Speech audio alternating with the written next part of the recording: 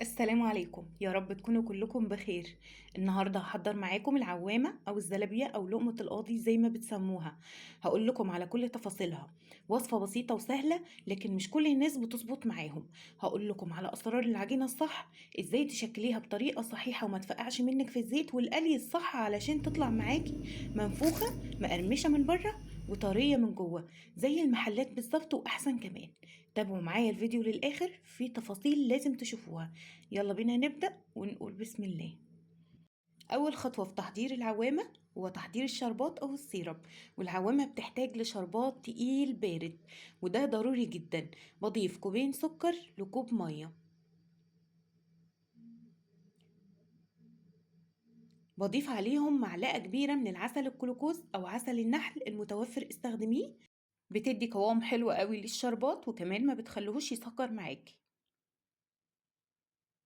بدوب كويس على البارد قبل ما ارفعه على النار. ضروري جدا اتأكد ان السكر داب معايا تماما.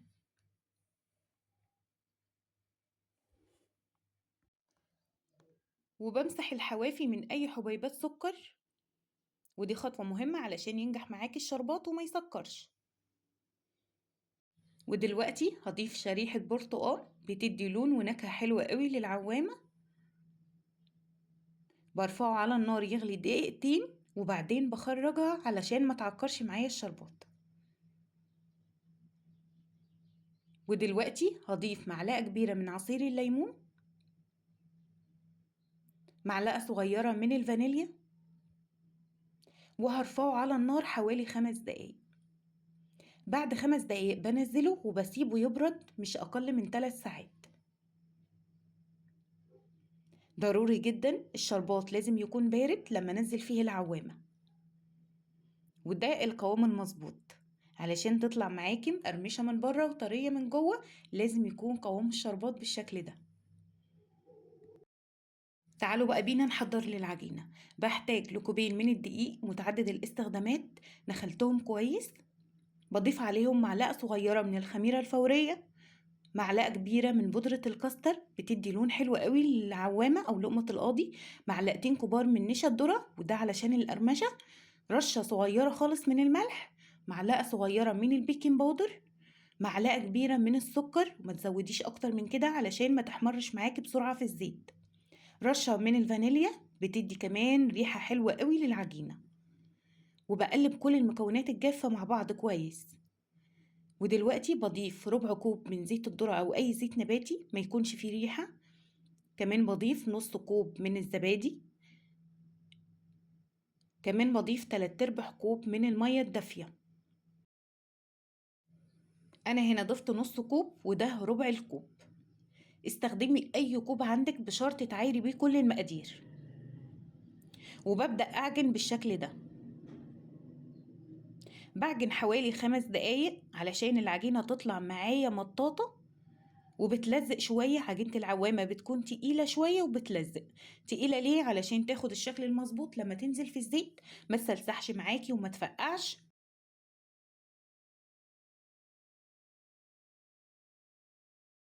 بالشكل ده القوام المظبوط. تعالوا بقى بينا دلوقتي هنسيبها تخمر حوالي ساعة.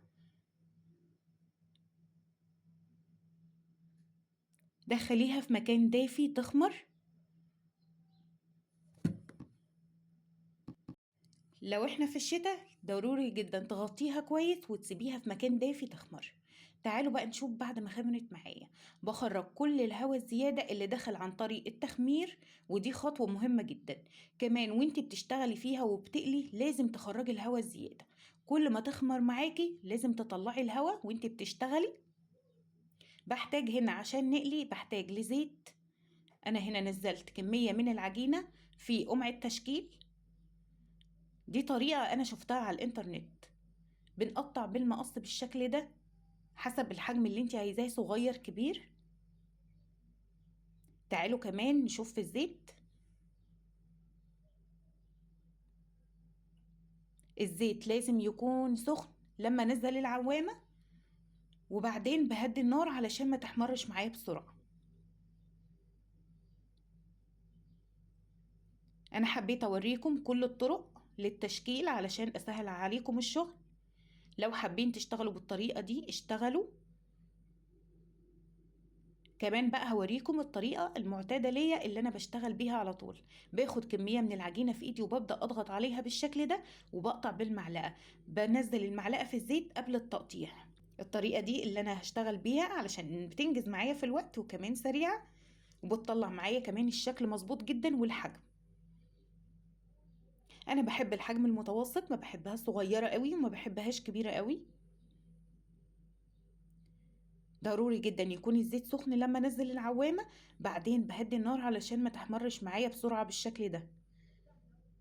اول ما تبدأ تمسك نفسها على طول بخرجها واسيبها تتهوى شوية على اي شبكة عندك او اي مصفى، لان احنا هنقليها دور تاني، ودي خطوة مهمة جدا. يلا هخلص كل الكمية قلي وهرجع لكم.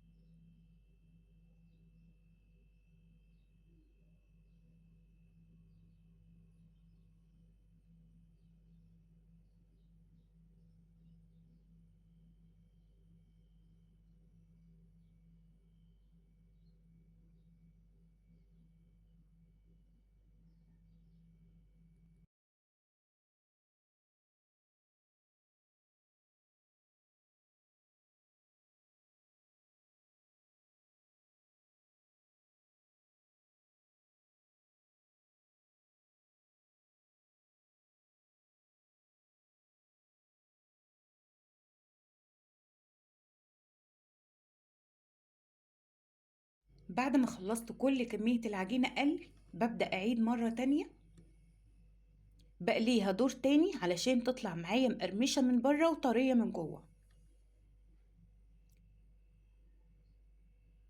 بقليها على نار متوسطة مع التقليب المستمر، وده علشان تاخد كلها لون واحد ويكون كلها لونها موحد. بقلب باستمرار لحد ما تظبط معاكي ويكون لونها ذهبي بالشكل ده. شايفين لونها ما شاء الله كلها اخدت لون واحد ولونها بقى ذهبي بالشكل ده، وده لاننا ماشيين على الخطوات صح. اول ما تبدأ كلها تاخد اللون الجميل ده على طول بخرجها في الشربات التقيل البارد اللي حضرناه مع بعض. بسيبها في الشربات تاخد كفايتها، يعني بسيبها حوالي 10 دقايق في الشربات. بعد ما بخلص كل الكمية بنزل كل الكمية في الشربات. شايفين ما شاء الله.